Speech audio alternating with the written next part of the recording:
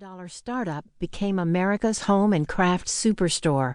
Today, Hobby Lobby is one of our nation's most successful and healthy privately held companies, with more than 800 stores coast to coast and employing more than 35,000 full and part-time workers. However, Hobby Lobby's amazing business success is only a sliver of the story. The best part is the one David Green is least comfortable talking about. His and his company's commitment to evangelism and Christian philanthropy.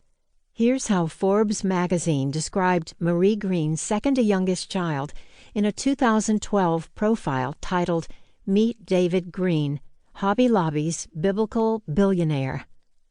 David Green insists God is the true owner of his $3 billion arts and crafts chain. Acting as his disciple, Green has become the largest evangelical benefactor in the world, with plans for unprecedented gifts once he's in heaven.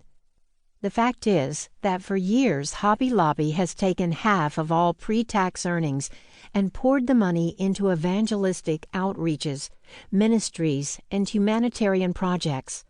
Donations have flowed to an astonishing array of churches, Christian nonprofits, Christian colleges, and other gospel-advancing projects, as well as to organizations that dig water wells and provide medical care for third-world countries, to community events, adoption services, even to fund part of the Oklahoma City Capitol Dome.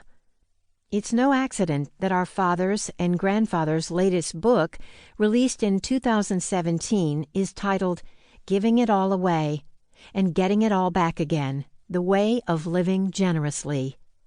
Please understand, we're not highlighting all this generosity and impact for the kingdom of God to glorify a person or a company. Rather, let's trace the impact backward and turn the spotlight once again to Marie Green, the mother who taught and modeled those values and inspired her children to embrace them.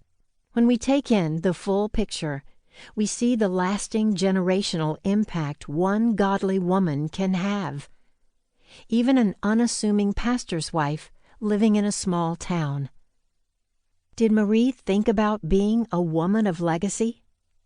A woman who would pass down a spiritual heritage to her family? She may not have used those words, but there is no question she understood this vital concept. All of her children recall her citing a refrain from a poem by British missionary C.T. Studd titled Only One Life. Each stanza ends with the line, Only one life, 'twill soon be past. Only what's done for Christ will last.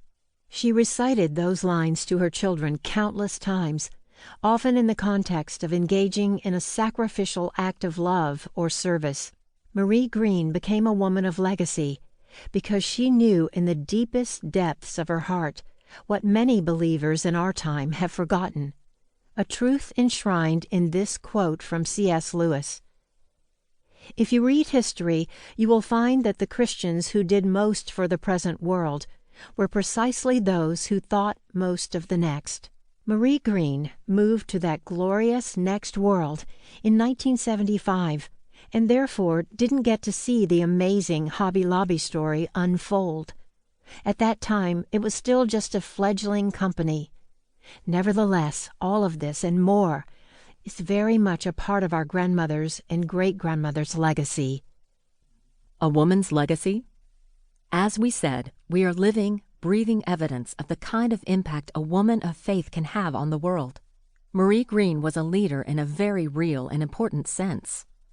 Of course, our fractured nation and our hurting world need godly women leaders now more than ever. We can lead. We must lead. Future generations will bless us if we press through our obstacles, fears, and insecurities to meet the sobering challenges our families and communities now face. What about you? Are you a woman of legacy? The fact that you're listening to this book right now strongly suggests that the answer to this question matters to you. The idea of leaving a legacy may sound intimidating, but legacy is not meant only for the elite few who have great power or influence. Legacy is crafted by our faithful